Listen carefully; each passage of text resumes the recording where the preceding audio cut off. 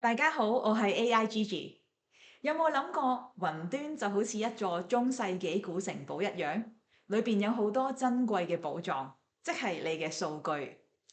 有守衛啦，即係保安措施；有大閘啦，即係身份認證；仲有護城河，即係防火牆。咁當然啦，你唔會開住城門俾啲賊人入嚟攞你啲寶物㗎嘛。雲端唔安全嘅話，就好似城門大開，黑客即係數碼賊人，可以隨時闖入嚟偷嘢啦。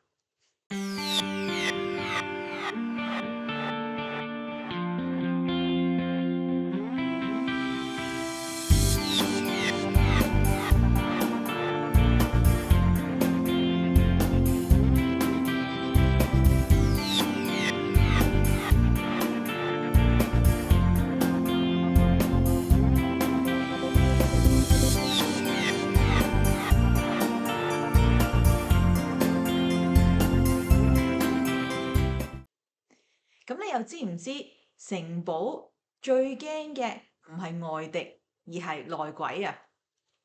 萬一有奸細喺城堡裏邊搞破壞，例如係內部嘅員工搞權限，攞走咗機密文件，咁就死啦。所以咧，雲端安全係超級重要嘅。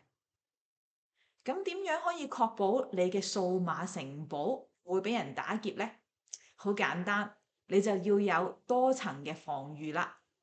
就好似古代城堡要有護城河、大閘、守衛、密碼、密度同埋戰術計劃。即係話咧，雲端保安你係要有多重嘅防衛策略。咁等我哋一齊拆解一下啦。首先，第一係要加密。皇帝要傳重要嘅文件嘅時候，係會用暗號嘅。如果唔加密，啲情報俾奸細攞到，咁點算啊？加密咧，即係淨係可以俾指定嘅人解讀，將啲數據存放喺有鎖嘅寶盒裏邊。而傳送嘅數據咧，就係俾信差去送。信差咧係要識得暗號先至攞到信嘅。跟住啦，就係身份認證，唔係個個都可以入宮見皇帝噶嘛，一定要有密碼啦，仲要打指模啦，又或者係你要知道宮廷嘅秘密握手，究竟係點握㗎？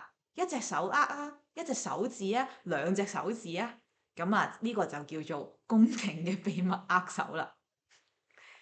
咁好啦，雲端咧就要用到多重身份驗證，就好似基本密碼啦，然後再用短信去驗證碼，咁咧就唔驚有啲賊人入嚟亂咁偷你啲數據啦。跟住啦，我哋仲要有權限控制，即係宮廷嘅 VIP list，唔係個個宮女啊、太監啊都可以入嚟皇帝嘅密室噶嘛。咁你係要按身份俾權限嘅，雲端都係一樣嘅，用身份俾權限去確保邊個可以入嚟，邊個唔可以入嚟，同埋邊個可以做啲乜嘢，邊個唔可以做啲乜嘢。跟住啦，我哋就有防火牆，即係護城河。城堡就有護城河，啲敵人咧就唔可以亂咁游過嚟嘅。咁而雲端咧，防火牆其實即係防衛敵人攻城，即係好似城堡嘅瞭望塔咁樣樣，士兵可以射箭啦，防止其他人入侵。跟住啦，我哋就要有監察喎。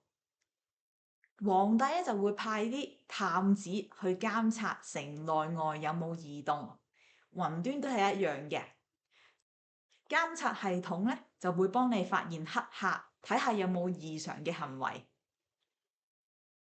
跟住啦，我哋就要有備份。如果城堡燒咗，你有冇辦法揾得返皇帝嘅珍貴寶藏同埋文件呢？當然有啦，要做好備份啦。雲端咧係要定時備份嘅。如果萬一出咗事，你最少可以揾得返一啲重要嘅數據。最後啦，就係事件嘅應對，城堡嘅戰術計劃啊。萬一賊人攻城，咁你點算啊？係即時反擊啊，定係還是有計劃先至再應對呢？雲端嘅保安就係好似要有事件應對計劃一樣，我哋係要準備好快速咁樣去發現問題啦，然後去封鎖入侵啦，又要令到我哋可以快速復原喎，令到城堡咧係回復正常。你嘅城堡最大風險係啲乜嘢啊？唔係每座城堡咧都堅固無比嘅喎。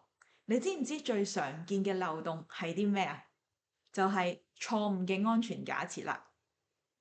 譬如話，雲端嘅服務商同埋用戶安全責任分唔清，黑客偷咗密碼，搞到數據外泄，意外咁樣拆除咗啲數據冇得救。黑客攻擊搞到網站癱瘓，內部人員搞破壞，又或者冇跟到合法規矩做嘢，俾人罰款。你有冇發現防衛城堡係要全方位㗎？雲端嘅保安都係一樣，無論黑客系統嘅錯誤、內部威脅，都係要防衛嘅。好啦，今集就嚟到呢一度啦。雲端保安就好似古代嘅城堡一樣，如果你想保護你嘅數碼財富，就記得落足防衛功夫啦。加密啊、身份認證啊、防火牆啊、備份啊、監察啊，一樣都係要嘅。如果你唔想俾黑客攻破呢，就一定要有計劃、有策略。好啦，希望今日大家學到新嘢啦。如果你鍾意呢一集，就記住訂閱，仲可以留言話俾我哋聽，究竟你最鍾意邊一部分。下次見啦，記住保衛好你嘅數碼城堡。拜拜。